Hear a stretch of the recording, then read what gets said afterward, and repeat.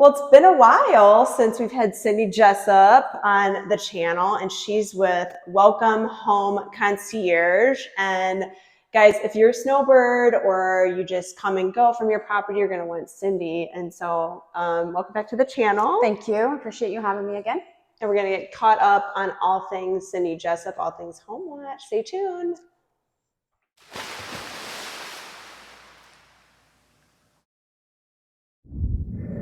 Where to begin? All right, so as we film, we're almost at the end of July, and guess what time of year it is?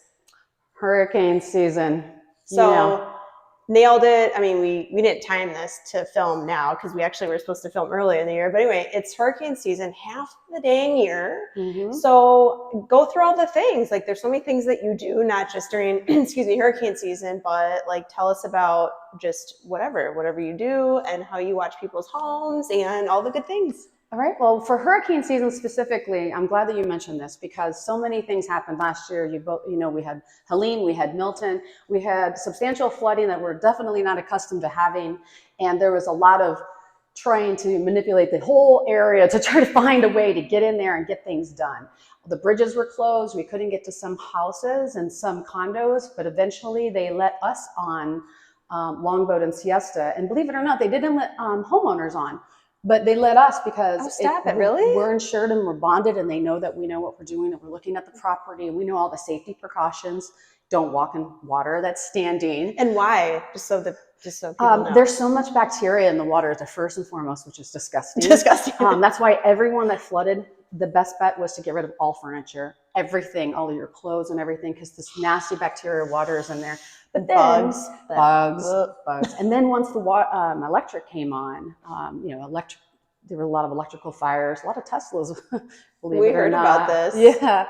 So there's lots of things you can do, but I would like to just go over a couple things for people that are leaving for season. I put my little twang on that. Leaving for season. Leaving for season. She's from Texas now. All right. One of the things I highly recommend, obviously, take in anything that can fly around. Now, this is every little thing you can imagine. Your garbage cans. I can't tell you the number of people that did not bring their garbage cans in and they're flying around. Even from the outside of the house. Right. Because the wind can come from anywhere too. The wind, it whips around. So put them in the garage or put them in one of those little storage areas or something. But of course, make sure you fill your tubs with water so that you can flush your toilets. If you're leaving, please get all your proper things together and leave. Those include, by the way, important documents like your mortgage to your home and your social security card. Put them in plastic and take them with you, or passport, whatever. Yeah, or put them really high up in your house or condo if you're staying.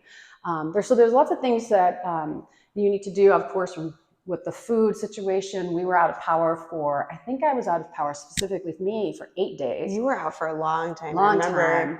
And so you want to be prepared for that if you are staying and you don't have a generator, you don't want to have that much frozen food in your fridge. Make sure it's things that's easy to get to. Some of the things that you want to do too is really weird is make sure you clean out things like your dryer vents.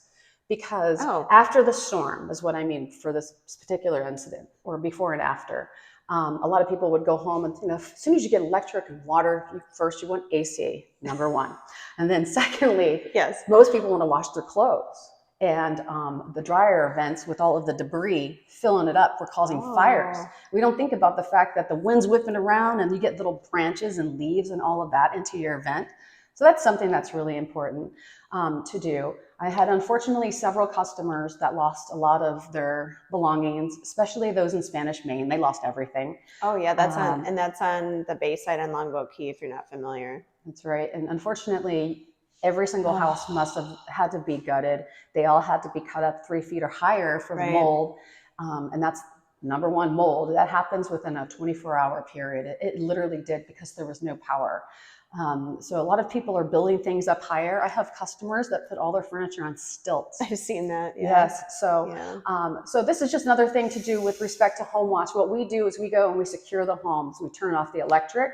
We turn off the water. We make sure everything is securely inside. Alto furniture, even if it's a little Whatever. Yeah, just a sign, a little frog or whatever you have outside. Anything that can Take fly it down. around, take it down, bring it inside, bring in your trash cans. Because then that just flies into other people's properties. Right. It's basically a flying projectile that It could hurt is. somebody.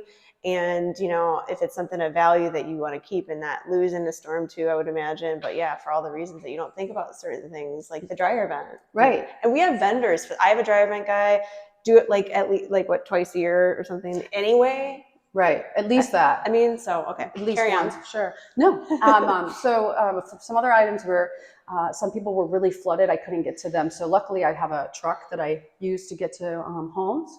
And for specifically Sanderling, literally you had to kayak to get to the houses. You know, but we'll do anything. So how did you was your truck able to go through? My truck was able to go through, but it took some time. It's lifted up. Is it on a lift kit, Cindy? Yes. Cindy? Is it on a lift kit, Cindy? Yeah, it's on the lift kit. Lift kit. I mean, don't let the looks fool you. That's right. Okay. Slow growing. We don't have any fun. Okay, but yeah, it's just stuff like I think air, electricity, food, just things to keep you going. If you're still here, if the electric goes out, the things that you need, like the gas for your grill, and right. Right. And believe it or not, I get those little solar discs for outside in your lawn. Even the little things you can buy from even some place like Target, where they have the solar eyes on like the cute little gardening areas for your power after the storm. Okay. I would take them outside and put them in my yard so they would charge and bring them back in. So I had power until I actually got power. That was my light for my house, which was really helpful because you don't have to spend a ton of money on batteries. You just keep putting them outside, recharge, bring them back in. And a lot of customers were really concerned about their cars. And this is a very important, very, very important thing. When the hurricanes happened, unfortunately, I can tell you, there was about 8 cars that were lost just in my customer base. Lost? Flooded out. Flooded out. Totaled out. And a lot of people would like the cars to be moved to a parking garage or something. Makes sense because it's away from the water, but everyone else is thinking that too. So plan accordingly. So were you able to help some of those people? I wasn't able to help anyone because the bridges were closed. And at that point, as soon as the bridges were closed, no one is allowed over. Right. So I would highly recommend, if you're keeping a car here and you're leaving for a season, to have your car stored at a facility that can protect it. Don't just leave it at your home if it's not above the flood level area. Or a really, really, really good friend's really, really good friend's house. Yeah. So they can take it with them because they probably will leave. Yeah, exactly. Based on last year. But Home Watch is going great this year so far. We've picked up several new customers, and I just had a customer, Mr. Milos, write me this beautiful letter referring us, saying how we go above and beyond and take the initiative to get things done for Home Watch. And we really appreciate that. Just over the last several weeks, the weirdest Home Watch things that have happened. Oh God, let's go. Let's hear it. Let's see. I went to someone's house to run water, and the water came out orange. Nice. And had sediment in it. There's been a lot of... Wait, what? It did. It had orange color and sediment. And it happened all down Longboat Key, actually.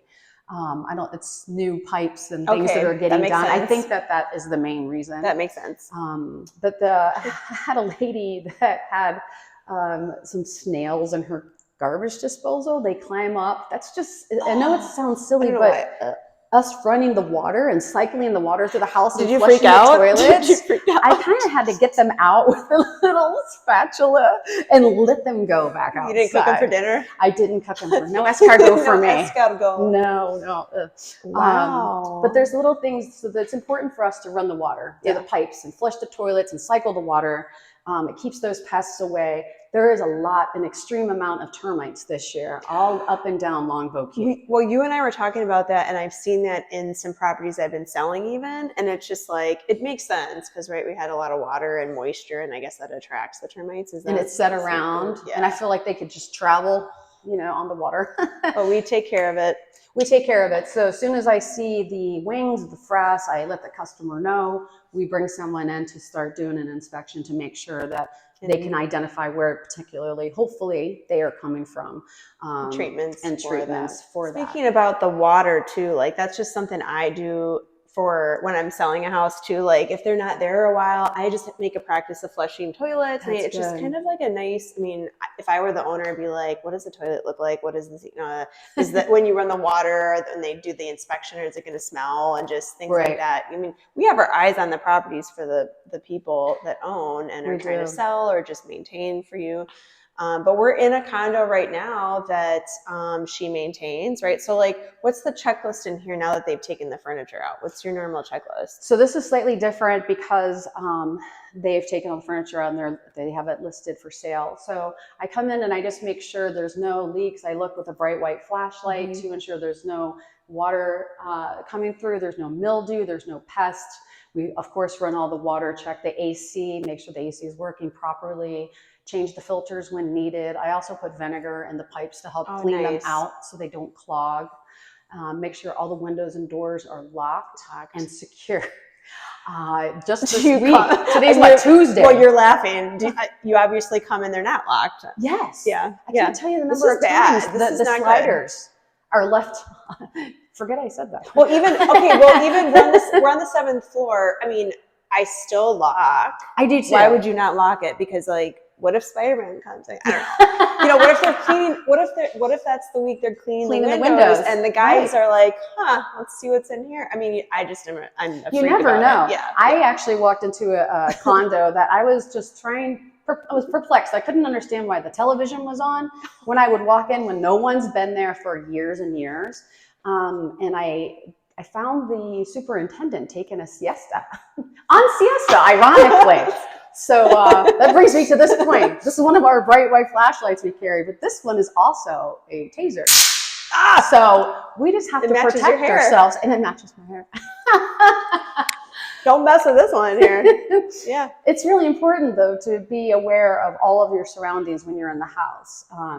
I walked into a condo the other day and heard of this drip, this constant drip. It was it was faint, but you could hear it. And I found that the unit above them, their toilet was leaking. And of course, there was a bubble starting to form. So I was able to get a hold of the HOA and the superintendent maintenance guy. Right, to stop. And actually, super sleuth people had to come in to find exactly where it was coming from. In the pipes, from. maybe? Or... It was in the pipes. You could hear the drip in the wall. She's good. So, well, that's why you don't have your air. That's why I don't wear headphones. Otherwise, that would be great. You'd be jamming. I'd be rocking out while I'm checking on houses. But regarding this checklist, I just make sure all of these things are looking the way they should. Everything is locked. Everything is secure. I check the mail because sometimes pieces come. That's important. And they stack up. They stack up. So I ask my customers if they want me to mail it. I can take a screenshot of it and send it to them. A lot of people leave for season and forget things like medication, sunglasses, or regular glasses. So I'll mail those off too as part of concierge services and helping. And what's like the weirdest request you've had? Is there a weird that you're like, this isn't really my scope of work, but it's weird? It happens a lot, actually. It's like, well, I'm just concierge, so. I asked someone asked me, if we would spray their weeds for them because they have a lot of weeds growing up in the pavers. And they have a lawn person, so I recommended the lawn person do it because... Where does it end then? There's only so much I can do. Of course I would if I could, but I have so many homes to check and I have to stay focused on the homes I check.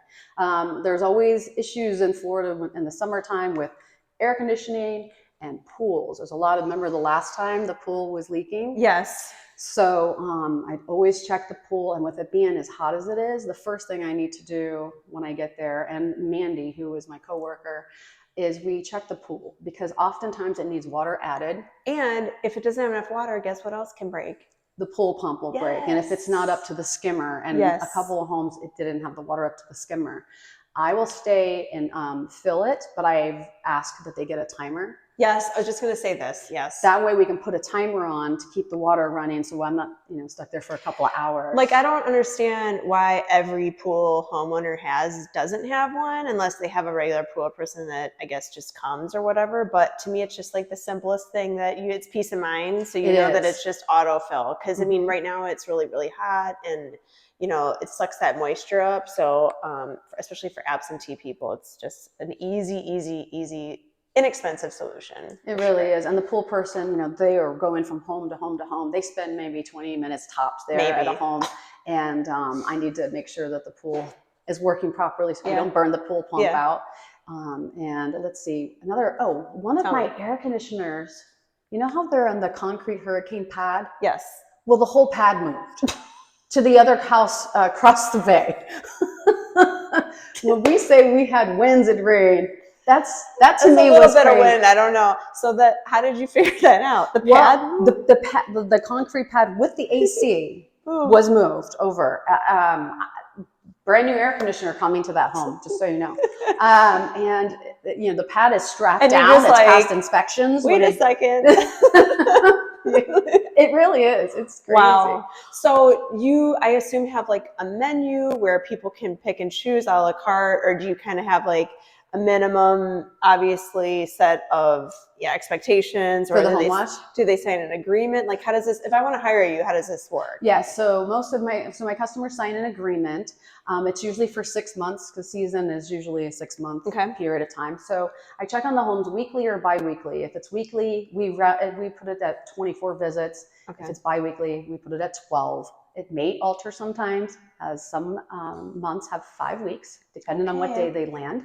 They prepay for home watch for the season, and anything in addition, if I need to run to the post office and mail something for them, or get their car, we do car drives where we'll drive the car around for a mile. This helps the battery not die. And the tires. And the tires get from the heat. Exactly. They'll get worn. A lot of cars working when they come down. Make sure the cars work. That's the worst thing. Can you imagine? Driving and flying back and the car doesn't work. Yeah. A lot of people use trickle chargers, but that doesn't get the tire moving. Right. So we do that a lot for people too. And so it just depends on their needs. It just depends on their needs. Exactly. I have a couple of customers. This is funny. I bet everyone has done this at one time, that mailed themselves something from Amazon, but forgot to change which home they were at. Oh, yeah. So then oftentimes we'll mail it to them. That happens a lot. All the snowbirds, second home vacation people. So what about a website? How do they call you? You prefer calling, text, register on your website? How do they call you? They can call me at my number, or before I give you that, but the website is www.whcsarasota.com. Again, www.whcsarasota@yahoo.com. WHC stands for Welcome Home Concierge. Did that to make it easier for looking it up and check writing. Yeah. Check writing. And check writing. It's true. I mean, but my phone number is 941-915-1248. You can check us out on the web. We're on Facebook. We're on Instagram. We have, I constantly send out notifications during the hurricane season, and I have a list of phone numbers that are really important for you to keep on file. If you want to go onto my website and sign up for the hurricane list, so that you'll see what's going on. And do it when we don't have a storm. I don't know. Beforehand. Do it beforehand. Just be prepared. I know I started doing things, like I started buying little things here and there, like the battery operated candles, just little things, fill the generator propane tank, just go little by little, start getting extra waters and things like that. And before I forget, you just won an award or nominated for something awesome. Best of Sarasota Magazine, 3 years in a row. We're one of the finalists, and we're very proud of that because for this particular award, people in general have to write in who they recommend as best concierge, and you have to answer 18 to 20 categories, I believe, just for your answer to be submitted. So I love my customers. Congratulations. They're fantastic. Thank you. That's something to be proud of. You've worked really hard. And I remember when you got started, and it's tough to break into, but now that you've got some solid grounding in tough markets too, Longboat Key, like the Barrier Islands, once you kind of start getting referrals, and that's where it's at, referrals from realtors like myself and your sphere and your current customers is amazing. We love referrals. So thank you for coming back. If you want to see the original video we did, it's in the playlist. And thank you for joining us, and thank you for watching, subscribing, liking, commenting. Share this with someone who could use your services. Thank you. Appreciate it.